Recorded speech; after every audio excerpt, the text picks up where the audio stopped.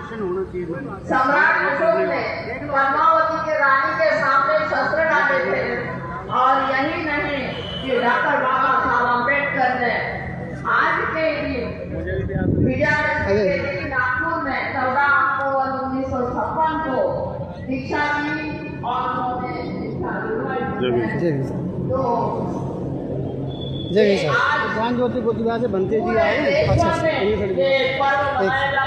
बनते जी और हम लोग हाँ ठीक है। एक महत्वपूर्ण हमारा बौद्धों का एक यानी महान जो हमारे उत्सव में एक ये भी बड़ा महत्वपूर्ण उत्सव है, क्योंकि संसार में दुख है, दुख के कारण है, दुख के मुक्ति के रास्ते अगर ढूंढना है तो तथागत भगवान बुद्ध का ये जो कल्याणकारी रास्ता है, समता के रास्ता है, समता का और समानता का, मैत्री का, दया का, करुणा का, प्रज्ञा का, इसी में हम लोग जाकर अपना कल्याण कर सकते हैं।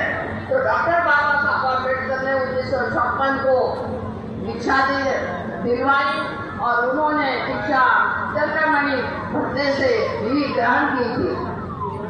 आज मैंने भी आपको इसी अवसर पर मैंने आपको पंचशील दिया, बाद में 22 प्रतिज्ञा भी दी जाएगी, जो कि हमारी 22 प्रतिज्ञा एक महत्वपूर्ण है।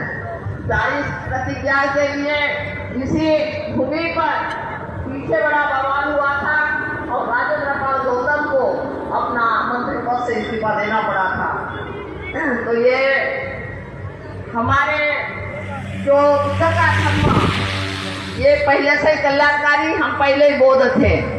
जो भी लोग आज है जो ये वर्ण व्यवस्था में हैं और जिनको छूने से भी पाप माना जाता है, ये लोग पहले ही बौद्ध थे, क्योंकि भगवान बुद्ध ने प्राणी मात्र पर दया की बात की थी और उसी प्राणी मात्र पर दया करते ये हवन यज्ञ होते थे, जो गायों की बलि दी जाती थी गौने के यज्ञ पर और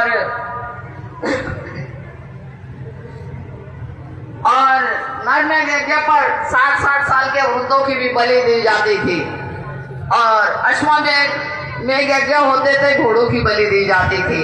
तो भगवान बुद्ध कहते हैं कि प्राणी मात्र पर दया करो, प्राणी का कल्याण, सभी प्राणी, मनुष्य भी एक प्राणी है, किसी को भी यातना होती यह अच्छी बात नहीं है। तो इसीलिए आप लोग तथागत ने दिए हुए सील सदाचार के रास्ते पे चलो, तभी कल्याण होगा और इससे सभी के प्रति मंगल भाव भी होगा।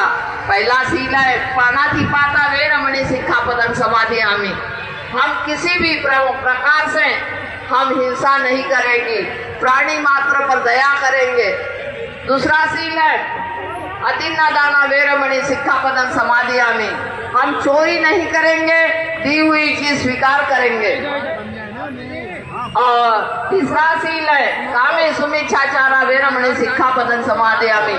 हम व्यभिचार नहीं करेंगे, किसी भी प्रकार का बुरा किसी भी बहन बेटी के प्रति या किसी पुरुष के प्रति नहीं सोचेंगे।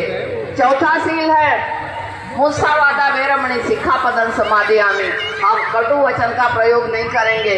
कटु वचन में बहुत सारी गालियां हैं, सारी गालियां महिलाएं से संबंधित है, क्योंकि पुरुष प्रधान से सारी महिलाओं के लिए जोड़ दी हैं। तो किसी भी प्रकार का कष्ट न हो। गाली देते हुए तुम्हारी माँ भी है, बहन भी है और सभी शब्द इसमें आते हैं, बेटी भी आती हैं और आपके भाई भी, पुत्र भी आते हैं। तो यही दूसरी एक है कि हम नशीली चीज का सेवन नहीं करेंगे। हम जो किसी भी प्रकार का सूरा मेरा मध्य प्रमाद थाना वेरमणि सिक्खापदं समादयामि।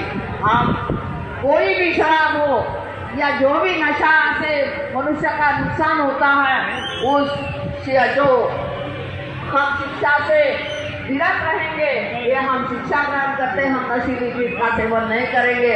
नशा से बहुत सारे अपराध होते हैं।